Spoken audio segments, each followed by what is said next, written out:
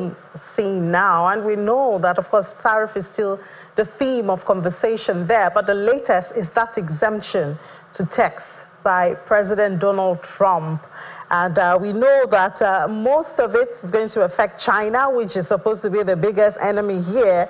But let's find out how other world leaders and countries are reacting to this. We have Juliana, our correspondent, joining us. Hi, Juliana. Good morning.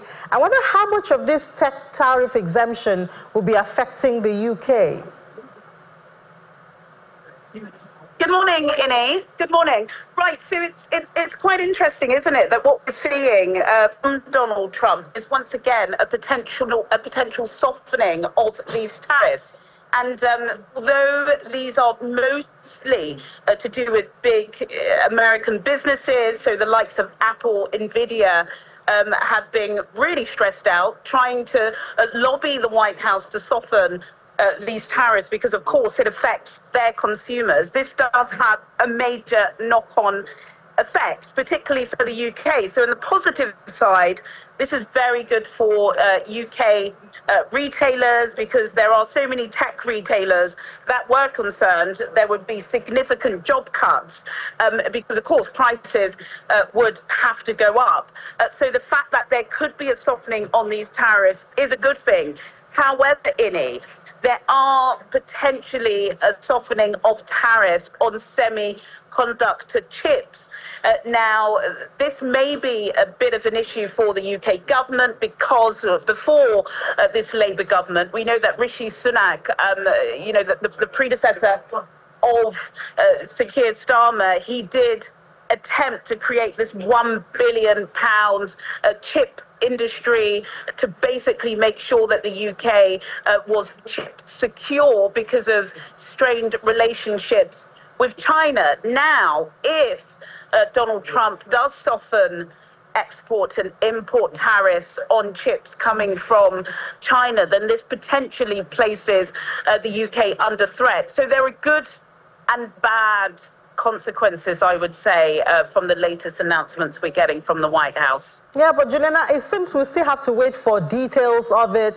We don't know how soft he is going to be, if it's different percentage or if it's a blanket for everyone. I wonder if you've heard anything about that. Certainly not. In terms of from the UK, I think, the UK has really been focusing on trying to save its own domestic industries from issues that are coming out of the White House. I think we spoke a couple of days ago on the Business Show, and we know that, yes, even though he has withdrawn some of those really high tariffs, there's still that 10% universal tariff band, and the UK falls under that. All right, and then also in the UK, there are issues about raw materials for British steel. What's that about? Well, yeah, this is a pretty significant story. In fact, Parliament was recalled on Saturday. I think this is only the 5th or 6th time that Parliament has been recalled on Saturday since the end of World War II. So it just goes to show how huge this issue is with British Steel and the Chinese firm that owns British Steel, which is Yingye. And now, purely because of the situation that's happening with Donald Trump, Yingye have decided that keeping the furnaces on fire in Scunthorpe to produce British steel is no longer of value to them. In fact, I believe they said that they were losing £700,000 every single day. And they planned to shut down these 2 sites in England, which not only would have seen the losses of about 3,000 jobs, it would have also made Britain the only nation within the G7 not to produce raw steel. This is the reason why Parliament was recalled on Saturday, and there are now emergency measures in place to ensure that any country that is dealing with a critical British firm must make sure that they're able to at least provide some emergency cover for their staff until there is some sort of nationalisation.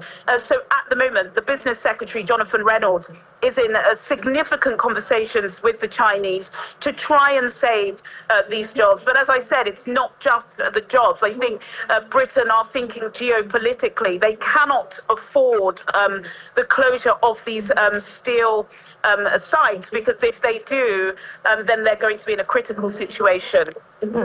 All right, and any big data for the week? Okay, it's quite a big week this week. We've got UK unemployment data coming up on Wednesday, as well as retail sales figures. And it's probably worth mentioning that I am not speaking with you from London. I'm speaking to you from Morocco at GITEX Africa, which is a huge event. We got over 45,000 visitors here, large cohort from Nigeria, looking at tech startups. Huawei, Microsoft are also going to be announcing a strategy from Nigeria. So very busy week, busy in terms of data from London, but also busy in terms of tech data and very exciting startup data from right here in Morocco.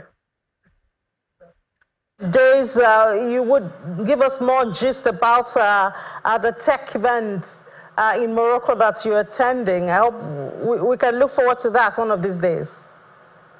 Absolutely, we will be making sure that we send lots of interviews and news and all of the happenings in Morocco. All right, thank you so much, and do take care of you right there in Morocco. Thank you, Benny.